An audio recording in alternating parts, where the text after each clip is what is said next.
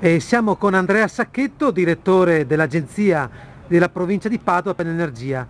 Ecco direttore, se dovessimo raccontare alle nuove generazioni, ai bambini, alle scuole, cosa sono le energie rinnovabili, da dove partiamo?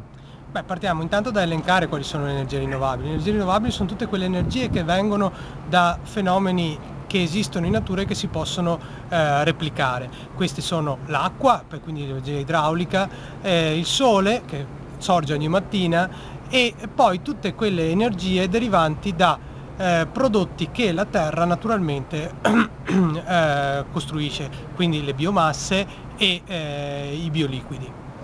Questa cosa importante però, una delle fonti energetiche rinnovabili per antonomasia è il risparmio. Noi dobbiamo imparare a risparmiare perché tante volte utilizziamo l'energia in maniera non consona e magari la sprechiamo. Questa è la cosa fondamentale su cui bisognerebbe partire per far sì che i nostri bambini di oggi diventino cittadini responsabili di domani.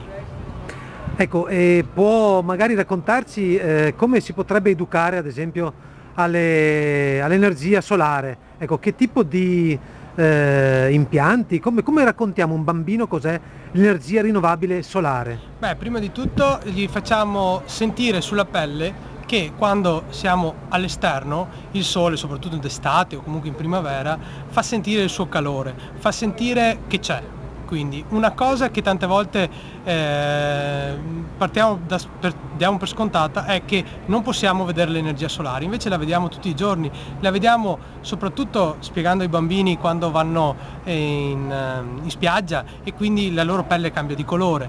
Quindi questa è un'energia che permette come ci permette di riscaldarci, ci può permettere anche di trasformare questo calore e questa stessa luce che lui ci dà in energia, che possa essere energia elettrica o energia termica.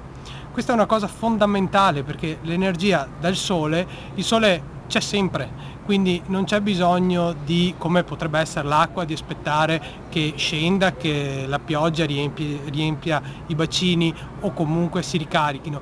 L'energia del sole c'è sempre, ogni mattina noi ci alziamo col sole, ogni sera noi andiamo a letto quando il sole va via. Ecco, e le biomasse invece? Le biomasse invece, per fargli spiegare, bisogna fargli capire la stessa cosa, il calore, provare ad accendere davanti a loro un fuoco dato dalla legna o comunque da altre tipologie di biomasse, far sentire questo calore e spiegare che il calore è energia.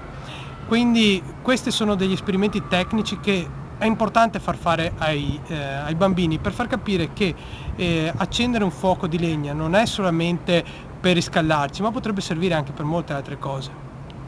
Grazie. Grazie.